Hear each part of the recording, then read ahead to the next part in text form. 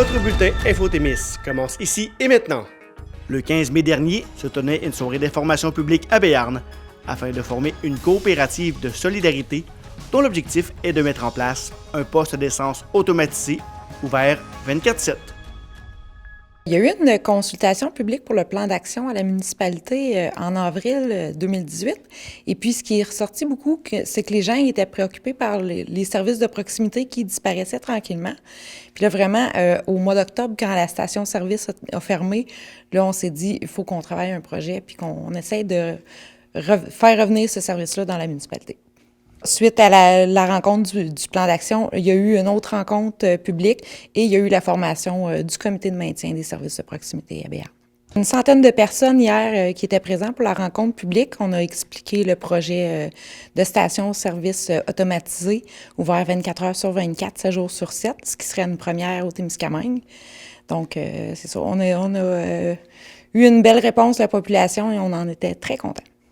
Moi, j'aimerais noter tout d'abord qu'hier, il y avait aussi la présence des gens de GIG, parce que eux aussi, très prochainement, ils vont perdre leur station d'essence. Donc, ils étaient très curieux de voir comment ça se passait ici. Donc, ils étaient contents aussi d'avoir assisté puis de voir que ces projets-là peuvent possiblement naître. Donc, il y a ça aussi que je voulais rajouter, là. Là, on est à l'étape qu'on cherche des membres. Plus on va avoir de membres, plus ça va être facile de mettre en place le projet.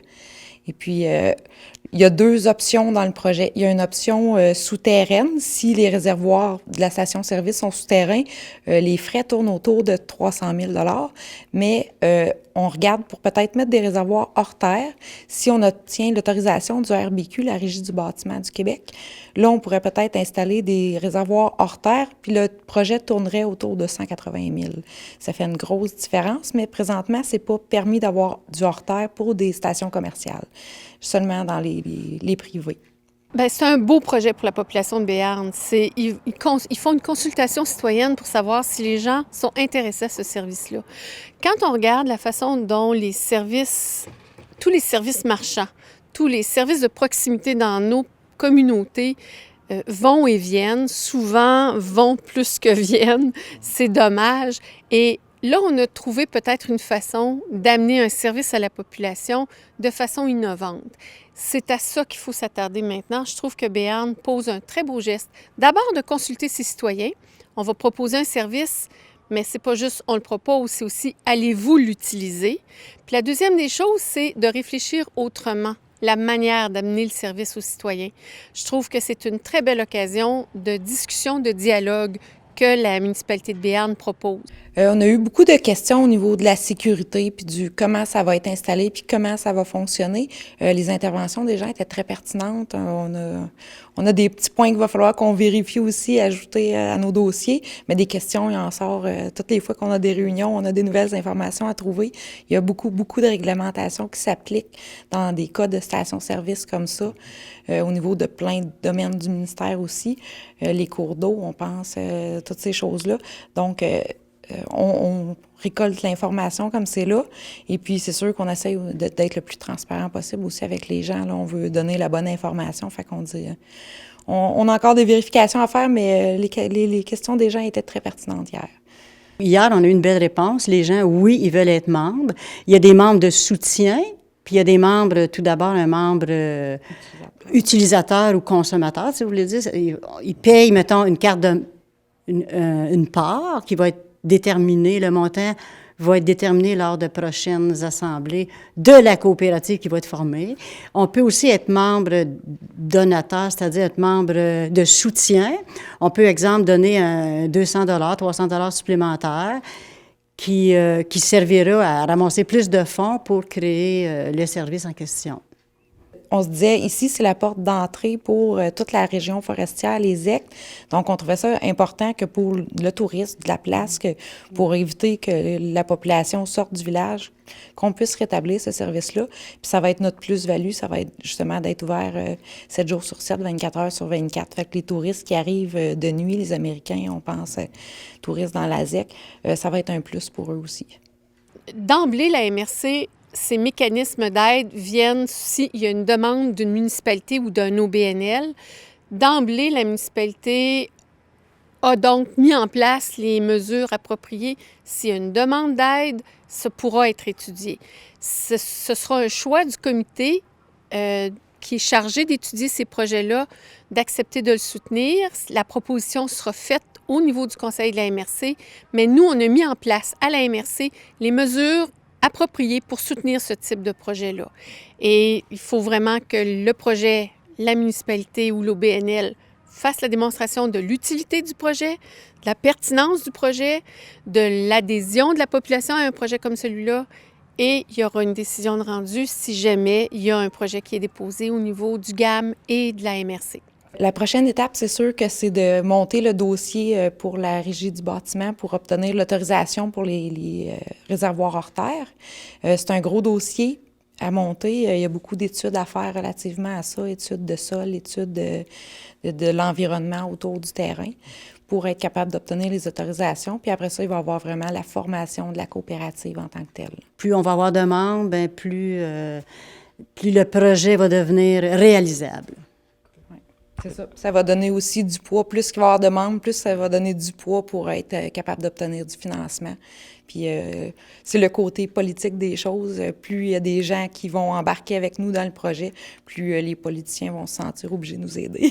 Donc, on invite tout le monde qui a un intérêt à nous contacter pour donner un coup de main à réaliser le projet. Une nouvelle entreprise ouvre ses portes au Témiscamingue. Il s'agit d'Extrême Boréal. L'équipe de TV Témis a été conviée à l'inauguration de cette charcuterie européenne où nous avons eu la chance de parler avec le fondateur, Bernard Flébus. Extrême Boréal, c'est un concept qui est né dans ma tête, je dirais, tranquillement depuis une trentaine d'années. J'avais le goût, moi, quand je suis arrivé au Témiscamingue, initialement, de démarrer une charcuterie. Et 30 ans après, je la fais dans le village de Lorrainville. Alors, dans un premier temps, la charcuterie, on va travailler avec des produits, des cochons qu'on achète. Mais d'ici à peu près un an, moi, avec ma conjointe, on a acheté une ferme à Moffett et on est en train d'élever un troupeau de cochons, une race spéciale qu'on appelle Mangalica. Et cette race-là va servir à alimenter notre charcuterie. Donc, nous, la charcuterie, qu'est-ce qu'on fait principalement? C'est des saucissons secs. Tranquillement aussi, on va faire d'autres viandes séchées, des longes, des fesses, etc., etc. Mais toujours à la base des produits secs. Et les intrants, il y a des épices, entre autres, ou de l'ail, des choses comme ça, qui graduellement vont venir du Témiscamingue. Comme là, j'ai mis 1000 plants d'ail à Moffett. Et là, il va venir, a déjà commencé d'ailleurs, à être dans mes saucissons. On accueille ce qu'on appelle du poivre des dunes. On veut vraiment mettre en valeur, je dirais, comme j'ai toujours fait, les produits du terroir. Comme tout entrepreneur, on se projette toujours, je dirais, quand on a un projet. On le fait naître, aujourd'hui c'est la naissance, mais après on se projette toujours dans 5 ans, dans 10 ans. Regardez la chocolaterie, exemple, qui appartient à la mère de mes filles maintenant, où elle est rendue. Mais je veux me rendre à... The sky is the limit, je dirais, c'est nous qui nous mettons nos limites. Alors c'est sûr qu'à 54 ans, ma philosophie d'expansion au niveau des marchés est moins agressive que quand j'étais dans le chocolat. Mais je sais où je veux aller. Il y a des villes qui m'intéressent. Au début, on va faire Témiscamingue, ensuite Abitibi. Et après, on va aller dans les villes au Québec. Et par la suite, on verra. Mais j'ai des grands rêves pour mon bébé.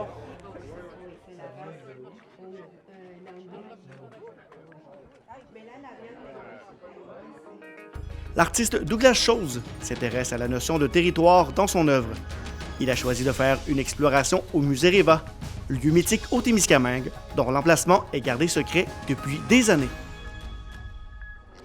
Moi, quand j'ai commencé le projet, il y a quelques mois maintenant, j'ai été invité de participer dans un projet, pas nécessairement à Ville-Marie ou même Témiscamingue, mais dans la région. J'ai choisi Témiscamingue en premier en pensant que peut-être c'est le nouveau parc au Pemmican que j'aimerais travailler. Et ça m'a fait... J'ai continué avec la recherche dans la région. qu'est-ce qu'il y a. Et tout à coup, on peut dire tout à coup, j'ai trouvé un article sur le musée Reva. Alors, à partir de ça, ça fait partie de la recherche. La recherche m'a montré qu'il y a cet extraordinaire lieu dans la région, que je dois travailler là-dessus parce que ça rentre vraiment dans ma démarche artistique où je travaille souvent avec l'idée d'entretien, avec les travails cycliques, avec les déchets, le nettoyage et les objets un peu perdus de notre société. Alors, avec le musée Reva, c'est quelque chose vraiment intéressant car la collection de M. Régent Godet, le propriétaire et le collectionneur de musée Reva, a amassé des affaires, des objets de notre société de consommation, surconsommation dans le fond. Alors, il y a toutes sortes de choses qu'on a, des fois, ils restent un peu dans l'oubli, mais ils sont là pour tenir, manipuler, voir et faire un peu de reflet sur nos visions de notre société. En fait, le projet au musée Reva, c'était visé sur les photos et les vidéos avec le point de vue de portrait des objets dans la collection. Alors, la vidéo me laisse l'opportunité de prendre des photos en mouvement, des objets qui sont très statiques. Alors, ça donne un peu de vie. Et aussi, en même temps, c'est de faire vivre le personnage, le Wanderer ou l'éboueur sauvage dans le musée Reva en faisant des travaux un peu cycliques, de faire un peu de ménage chez le musée. Alors, enlever les poussières, de ranger les choses qui sont en train de se tomber un peu et donner une seconde vie un peu aux affaires qui sont au musée.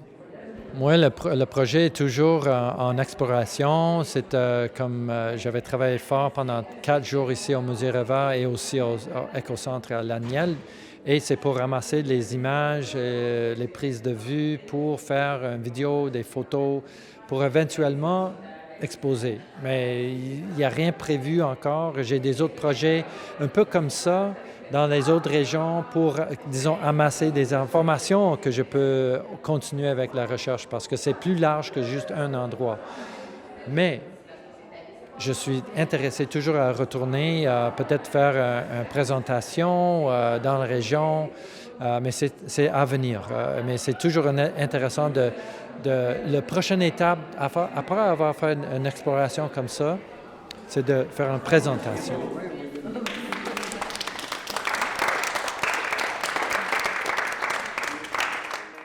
Guillaume Beaulieu, conteur bien connu en région, débutait dans les derniers jours une tournée régionale en lien avec le lancement de son livre « Aîné d'exception ».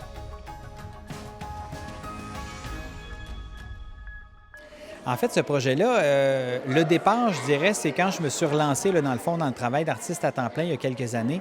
J'offrais la possibilité de faire des bilans de vie. Donc, pour des familles qui le souhaitaient, de pouvoir me mettre au service, dans le fond, de leurs aînés pour faire le tour un peu de leur vie puis laisser un legs durable pour les familles, sous forme soit audio ou d'un livre.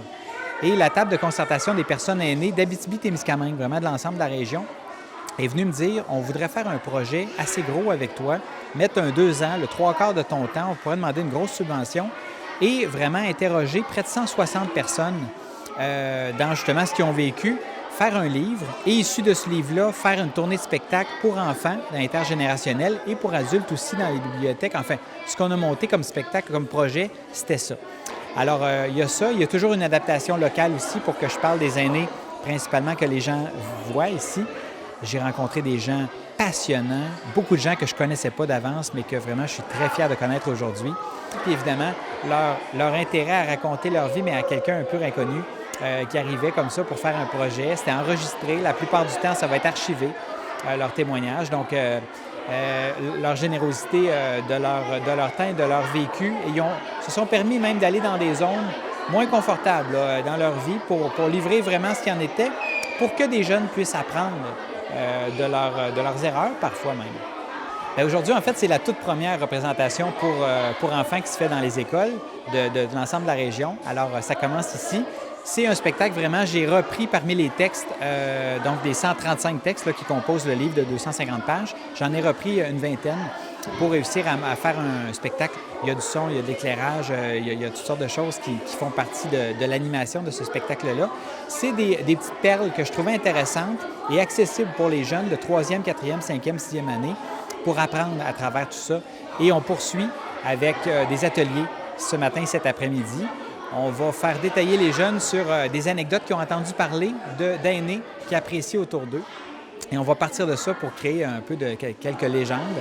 Alors, on va semi-improviser une suite à ça. Alors, je vais passer en fait toutes les classes du Témiscamingue dans les prochaines semaines. Le livre est en lancement. Alors, et la tournée de spectacle se fait. Alors, pour moi, c'est un gros automne. Et sur 2 ans, c'est comme la moitié d'année là, que je suis en train de vivre. C'est vraiment le moment de relancer finalement à la population ce que je suis allé chercher précédemment. Parce que l'espoir, c'est l'envie du bonheur, puis que ça, tout le monde peut faire.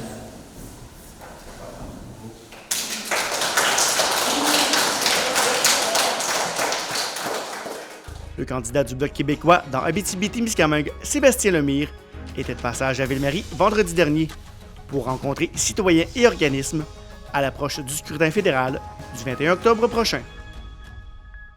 Bien là, d'abord, moi, je suis quelqu'un de natif de la région. J'ai grandi ici. Mes origines, mon grand-père est né à Saint-Bruno-de-Guigue, ma mère est née à Amos. Donc, j'ai dans ma famille des bâtisseurs, des grands bâtisseurs, des colons de la région. Et pour moi, c'est le sentiment d'appartenance. Puis moi, je suis quelqu'un qui a fait le choix de revenir. J'ai été pendant quelques années à Montréal. J'ai fait des études en communication politique, donc une étude qu'on n'avait pas ici à l'UQAT. Donc, j'ai été obligé de quitter. J'ai eu mon premier emploi, un bon emploi. Après ça, j'ai eu mes enfants. Donc, les astres se sont alignés pour que je puisse revenir il y a 2 ans, mais c'est un choix que j'ai fait parce que c'est ici, je pense, que je peux être le plus heureux dans le monde. Fait que c'est la chance que j'ai. Puis aujourd'hui, j'ai le goût de servir absolument pour faire en sorte qu'on ait notre juste part. Mais tu sais, moi, la qualité de vie est quelque chose qui est important. J'ai un voilier ici au lac Témiscamingue. Je passe mon été ici avec les enfants. On a eu la chance. On était 8 voiliers. On s'est rendu jusqu'à Opémican. Ça a été fantastique pendant 5 jours. C'est ça, cette qualité de vie qu'on retrouve ici en région, qu'on retrouve pas à Montréal. Moi, je suis un gars de terrain. J'ai envie d'aller voir les gens. Je suis quelqu'un qui veut se promener, qui est empathique. Je veux que les choses bougent. J'ai un âge qui est intéressant. Je viens d'avoir 35 ans, fait que j'ai de l'énergie pour pouvoir le faire et tout ce que ça accompagne. J'ai une bonne expérience politique aussi, ça, c'est pas banal. Mais j'ai surtout envie que les choses bougent. D'abord, là, puis une des valeurs aussi que je trouve imputable, importante, c'est l'imputabilité. Donc, justement, de pouvoir faire en sorte, si vous me confiez un mandat, moi, je vais m'assurer d'amener des résultats. On paye la moitié de nos taxes puis nos impôts à Ottawa, puis j'ai vraiment pas le sentiment qu'on paye notre juste part. Vous avez un exemple ici au Témiscamingue qui est parfait, là, l'enjeu de la piscine. Pourquoi le fédéral ne peut pas investir dans les infrastructures de loisirs et ne le fait pas? Ça ne fait pas partie des possibilités. Puis il y en a partout dans la région, que ce soit le complexe multisport à Rouyn-Noranda, que ce soit la piste d'athlétisme ou des terrains extérieurs à la Sarre, ou la disponibilité des gymnases à Amos. Partout dans le comté, on a ce besoin-là en infrastructure et le fédéral s'est désengagé de ça. Si on parle de l'enjeu de la mobilité également pour le transport, c'est un enjeu ici au Témiscamingue qui est important. On voit le fédéral qui va investir des milliards de dollars dans le REM à Montréal, dans le prolongement du métro de Montréal. On a inauguré cette semaine un train léger à Ottawa. On a la promesse du tramway à Québec. Fait que dans les grandes villes, le fédéral est là. Parfait. Mais qu'est-ce qui nous reste ici dans la région, particulièrement ici au Témiscamingue? Je veux qu'on aille notre part. Puis ça pourrait être simple là, de financer les autobus, un crédit d'impôt pour l'utilisation de l'autobus qui rendrait ça pratiquement gratuit, ou financer l'achat des autobus, particulièrement les autobus électriques, qui permettrait d'avoir incidemment un impact sur le prix du billet pour les utilisateurs. Ça fait partie des solutions simples, mais qui soient s'adapter à la région. On paye la moitié de nos taxes et nos impôts à Ottawa. Puis d'abord, avant tout, moi, je trouve qu'on doit aller chercher notre juste part. Je la sens pas dans la région. Je suis un souverainiste, je suis un indépendantiste qui a le goût de faire bouger les choses pour le Québec puis pour la région. Donc, qu'est-ce qui m'amène à Ottawa? C'est une seule chose, c'est de défendre les intérêts du Québec et de la région Ottawa. Puis sinon, un autre enjeu pour moi, c'est la gestion de l'offre. Quand je regarde, j'ai travaillé à l'Union des producteurs agricoles, quand je regarde que l'accord de libre-échange avec les États-Unis, mais comme l'accord transpacifique puis celui avec l'Europe, ce qu'on se rend compte, c'est que les intérêts du Québec puis ceux des producteurs agricoles ont été sacrifiés pour protéger l'industrie automobile dans le sud de l'Ontario. Puis ça a une conséquence qui est énorme, c'est presque de 10 % des quotas, donc la capacité des producteurs à faire des revenus, qui a été amputée. Puis on leur promet des beaux chèques. C'était dans le budget, 3,9 milliards. L'argent n'a pas été versé d'un crédit. On le promet avant ça, avant la campagne électorale, 1,9 milliard. Le Bloc voulait rouvrir la Chambre. On était prêt à y aller pour pouvoir dire, regarde, cet argent-là doit être versé avant la campagne, sinon c'est une promesse électorale. Mais ça, c'est extrêmement choquant. Puis moi, c'est des enjeux sur lesquels je veux me battre pour la région. Puis s'assurer que le Bloc québécois ne votera aucun budget dans lequel cet argent-là de 3,9 milliards qui est destiné aux producteurs agricoles pour compenser pour les pertes qui sont faites dans l'accord de libre-échange, dans les accords de libre-échange, bien, puisse aller dans les poches des producteurs. Puis c'est la survie de nos fermes. T'sais, on n'a pas la chance d'avoir des très grosses fermes. On en a des plus grosses fermes, mais la plupart, ce sont des petits producteurs. Et ça a un impact qui est énorme et qui peut être très dommageable pour la vitalité de nos villages, pour le dynamisme de notre région. Puis ça, moi, c'est un enjeu sur lequel je veux me battre aussi. Et ça, moi, j'ai pas de compromis à faire avec le restant de mon caucus parce que, oups, on veut pas déplaire à l'Alberta, fait qu'on va acheter un pipeline dans lequel les Québécois payent 4 milliards de la facture pour pouvoir développer une énergie du passé. Ça, moi, ça me choque. Comme je vous dis, l'enjeu des producteurs agricoles, on a sacrifié la gestion de l'offre au profit de l'industrie du sud de l'Ontario, de l'automobile. Bien, ça, pour moi, c'est inacceptable et jamais je ferai ce compromis-là. Puis même si le Bloc québécois ne votera pas un budget dans lequel cette enveloppe-là, 3,9 milliards, n'y sera pas. On doit amener ce chèque-là en Abitibi parce que c'est la survie de nos fermes puis nos producteurs. Puis juste leur donner une tape dans le dos pour dire ce que vous faites est important. Si vous nourrissez le Québec et le monde, bien, Colin, continuez. Puis on est reconnaissant de ça. En ce moment, au contraire, on joue une game politique qui est plate. Puis moi, je veux la dénoncer puis je veux m'assurer que cet argent-là arrive. Je vais faire mon devoir. Parfait. Bien, parfait. Le 22 septembre dernier, les Pirates de Ville-Marie et les Titans de Témiscamingue se sont livrés un duel épique dans le premier chapitre de la guerre de la 101.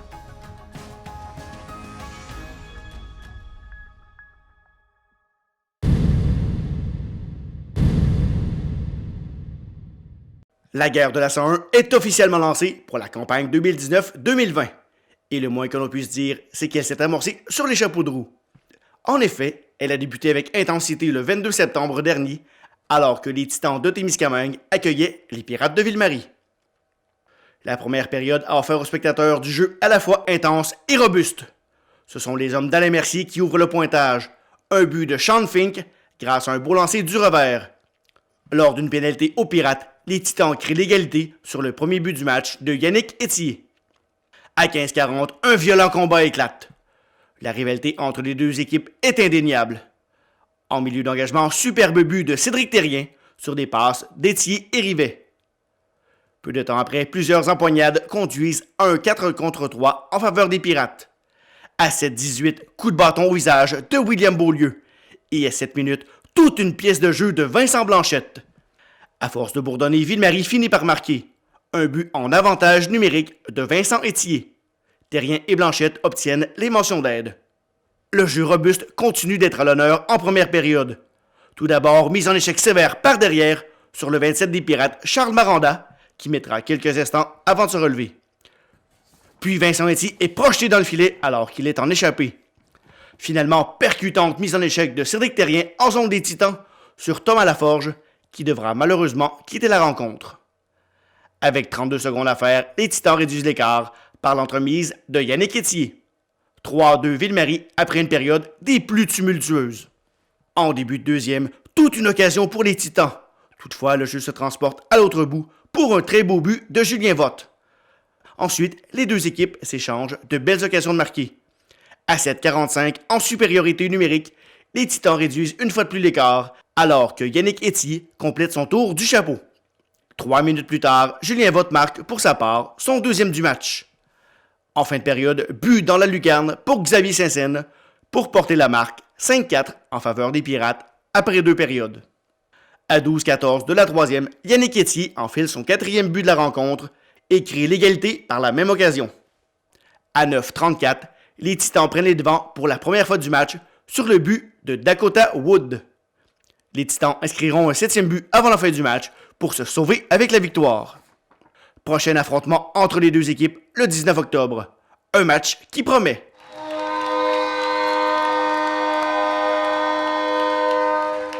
Ben écoute, c'est pas... oui, j'ai été physique, mais tout ça, mais la préparation avant le game n'a pas été correcte. On s'est pas venu ici pour jouer au hockey. Là. Au début, puis ça a bien paru aussi en première période. On faisait juste vouloir arracher les têtes, tout ça. C'est pas ça le hockey. Là. Deuxième période, ça s'est calmé, ça a été mieux. Mais en troisième, écoute, on a des arrêts à faire, on les fait pas. On ne joue pas trop bien non plus dans le D-zone. Fait qu'il faut. On travaille là-dessus. Ça fait 2 semaines qu'on travaille là-dessus, mais on va travailler encore. Puis offensivement, il n'y a pas de problème. C'est juste que défensivement, il faut s'appliquer et il faut se sacrifier. Ce qu'on ne fait pas présentement. Oui, c'est comme je te dis, tu sais, mettons, enlever ça de bord en deuxième période, toutes les chances qu'on a manquées, le score ne veut absolument rien dire. Tous nos matchs présentement, ce qu'on a fait, on perd par un ou on gagne par un, le score ne veut rien dire. On a beaucoup de belles choses, par contre. Les petites erreurs qu'on fait nous coûtent très, très cher. Bien oui, mais tu sais, encore là, il y a quelques gars au bord qui jouent Samuel du Junior 3, tout le monde se connaît quand même. Fait qu'il y a une rivalité de gens partant de par le passé. Mais c'est un match de hockey, il faut être capable de gérer des émotions. Si tu en viens ici juste pour arracher les têtes, tu n'es pas concentré pour jouer une game de hockey. Oui, ça va faire du bien. On va mettre des choses à les pendules à l'heure, puis on va régler certains problèmes qu'il y a à régler. Mais on va revenir en force, je ne suis pas inquiète. On a le talent, on a l'équipe encore pour aller loin. C'est juste qu'il faut accepter qu'on est l'équipe qui tout le monde veut battre, c'est sûr et certain. Tout le monde veut faire mal à Ville-Marie. Fait que faut accepter ces choses-là. T'sais, ça a un prix gagné, fait que faut travailler fort là-dessus. Bien, pour moi, la guerre de la 101 n'existe pas. Ville-Marie est un club avec un chandail différent des nôtres. Et on traite Ville-Marie comme un club comme Ottawa ou Bancroft ou Meaford ou Almaguin ou n'importe quel de la Ligue. Moi, aujourd'hui, c'était vraiment les 2 points qui étaient importants. Mais c'est ça qu'on a eu, c'est ça qu'on a terminé. On a eu les 2 points. C'est 2 points en banque de plus. Puis c'est ces 2 points-là qui sont importants vraiment. Bien, on a prêché par indiscipline en première et ça a paru. C'était pas la manière que les Titans jouent. On a joué à notre manière en deuxième, en troisième et on a passé d'un score de 3-1 après une à 7-5. 7-5 à la fin. Fait que c'est de cette manière-là que les Titans jouent. Et quand on joue de la manière des Titans et non de la manière de l'autre équipe, bien, on joue à notre manière et on gagne à notre manière. J'adore ça. Je suis chanceux, j'ai eu la chance d'avoir une première expérience en chef au junior. Ça fait 5 ans que j'étais assistant coach. J'attendais le bon moment au Québec, mais au Québec, des postes, il n'y en a pas énormément. Quand celui-là s'est ouvert, j'ai envoyé mon CV, ça a connecté avec François, puis ça a connecté. Je suis vraiment content. La population ici m'a accueilli à bras ouverts. Les estrades sont pleines. J'ai rarement vu ça dans mes 5 dernières années, des estrades aussi pleines que ça. C'est vraiment... la ville est hockey. Ben, les gars en parlaient dans le bus, puis ils disaient arriver concentré sur la guerre de la 101. Je m'attendais pas à autant de rivalité, mais c'est le fun. Là. Je pense que ça va promettre pour le prochain match. Justement, est-ce que tu penses qu'on peut s'attendre à ce genre de match-là toute la saison contre les Titans? Ben non, je pense pas, parce que c'est sûr que ça va être intense, mais on va être plus discipliné et tout. Fait que, après moi, ça sera pas tout le temps de même. Là. Si on était discipliné, c'est un autre tourneur qui se passait. Ah, c'est vraiment le fun. La foule à AVM, c'est le fun. Ils nous suivent à Otémis, ils suivent sur Internet. Il n'y a rien de mieux que ça. Là. Et parle-nous un peu de toi, Jérôme. T'es quel genre de joueur pour les gens qui te connaissent un peu moins? Moi, je suis un joueur offensif, dans le fond. Je vais créer de l'attaque, je vais emmener un peu d'énergie. Puis je suis coureur, là. 107, ce gars-là. Ah oui, non. Écoute, moi, j'ai vraiment aimé l'ambiance. Là. Les partisans étaient vraiment incroyables. Même, tu sais, moi, c'est la première fois que j'ai une expérience de même avec autant de personnes dans les estrades. Puis j'ai trouvé que c'était vraiment top-notch. C'était la chose la plus incroyable que j'ai sentie depuis longtemps au hockey. La différence, je te dirais, c'est que nous, on n'a jamais arrêté d'y croire. L'autre bord, il avait l'air à penser qu'il allait l'avoir facile dès le début. T'sais, on perdait 3-1, après on perdait, je pense, 5-3. On était revenus. Puis notre coach nous avait dit entre la 2 et la 3 qu'on allait revenir. Puis moi et tout le monde dans l'équipe, tous les leaders, on savait qu'on allait revenir puis on allait gagner ce match-là. L'importance de gagner, c'est primordial pour moi. Moi. Je peux en faire 8, je peux en faire 3, je peux en faire 0 si on gagne, c'est ce qui compte pour moi. T'es chanceux à soir, j'en ai mis 4 dedans, puis on a gagné, puis c'est ce qui compte.